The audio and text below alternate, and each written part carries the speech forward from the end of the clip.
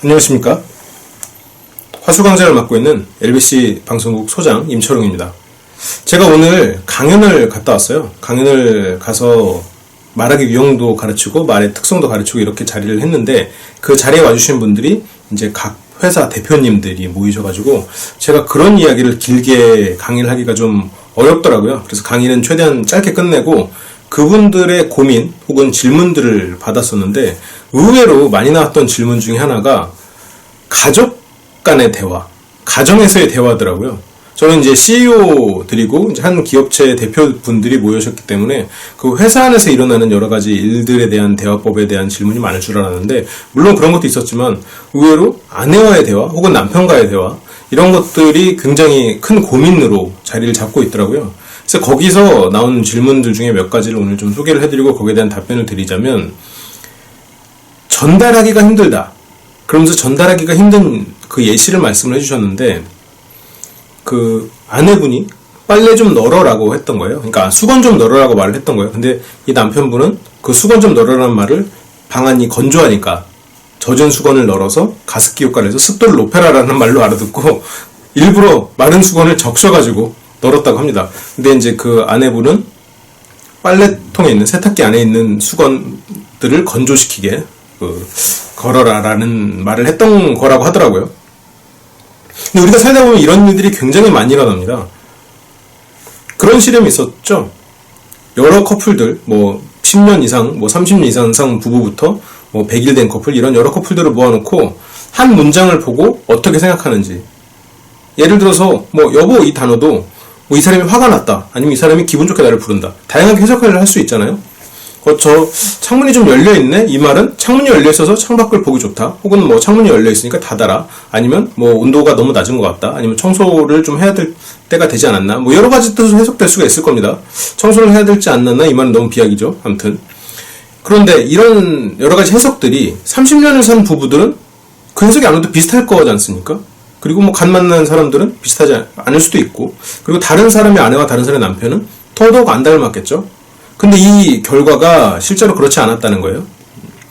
30년 산 커플이라고 하더라도 30점, 30%만 서로의 생각이 일치하는 거죠. 상대의 생각이 이럴 것이다라고 했는데 그 중에 30%만 맞고, 남의 아내, 남의 남편하고 오히려 더 많이 일치하고, 그런 경우가 있는 걸 보면 확실히 우리의 생각을 상대한테 전달하는 건 굉장히 어려운 일이죠. 그렇기 때문에 거기에 오신 수많은 대표님들이 그 질문에 굉장히 많은 사람들이 공감을 해주시더라고요. 그래서 그걸 어떻게 해야 되느냐라고 말을 했는데, 여기서 저는 적극적 경청에 대해서 말씀을 드렸습니다. 우리가 흔히 최악의 부부 관계를 만들어내는 가장 결정적인 요건은 상대의 말을 듣지 않는 거거든요. 아예 경청도 하지 않는 거죠.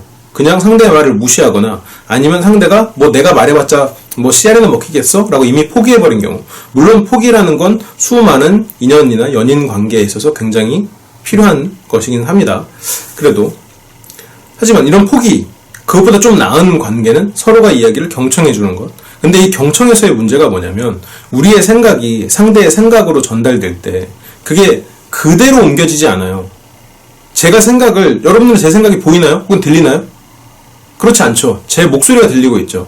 제 생각이 입을 통해서 여러분들의 귀를 들어가고, 그리고 그 귀로 들어간 제 말이 다시 여러분들의 머릿속으로 들어갈 겁니다. 그 과정을 부호라고 해요. 생각을 뭔가 글씨나 아니면 이런 말로 부호로 바꿔서 상대한테 주고, 상대는 그것을 받아서 다시 생각으로 옮겨가는 거죠. 그 과정을 부호화라고 하는데, 우리는 이 전달의 과정에서 이 부호화가 우리가 약속한 것임에도 불구하고 상당히 다른 결과, 다른 생각으로 받아들여지는 경우가 정말 많습니다. 그렇기 때문에 적극적 경청에서 가장 중요한 포인트는 뭐냐면 확인이에요. 내가 상대의 말에 공감을 했으면, 경청은 공감이잖아요. 아, 그렇구나. 아, 빨래를 널어야 되겠구나. 아니면 수건을 걸어야 되는구나. 그러면 이 방안이 건조해서 그렇게 말하는 거 맞지? 라고 그 확인의 과정을 거쳐야 됩니다. 이게 쉽게 말하면 군대에서 복명복창하고도 비슷할 수 있겠죠.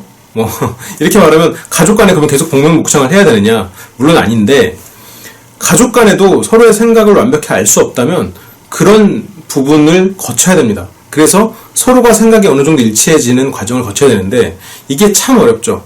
뭐 하루 이틀 복명복창 혹은 적극적 경청을 한다고 해서 상대의 생각을 알 수 있느냐? 절대 아니죠. 그렇지만 이것조차 안 하면 30년이 지나도 상대의 생각을 30% 알까 말까 그럴 수도 있다는 거죠. 그래서 이것은 상대의 생각이 어떤 식의 부호로 나오는지 그것을 확인하는 과정입니다. 그래서 내가 만약 연인이 있거나 아니면 그렇게 가까운 존재가 있다면 그 확인 과정을 말을 하면서 상대한테 얘기를 하십시오. 나는 이런 부분에 있어서 너의 생각을 좀 더 제대로 듣기 위해서 다시 한번 확인하는 거야. 그러니까 나도 그걸 확실히 표현해줄 테니까 우리가 좀 생각을 잘 공유하자는 이런 식의 메시지를 서로 주고받으면 여러분들이 뭔가 관계에 있어서 전달로 고민하는 일은 아무래도 줄어들겠죠. 오늘은 이 전달에 대한 고민에 대한 이야기를 좀 해봤고 다음 시간에는 여러분들에게 더 좋은 또 말하기에 대한 강의를 해드릴 수 있도록 하겠습니다. 지금까지 LBC 방송국 소장 임철웅이었습니다. 감사합니다.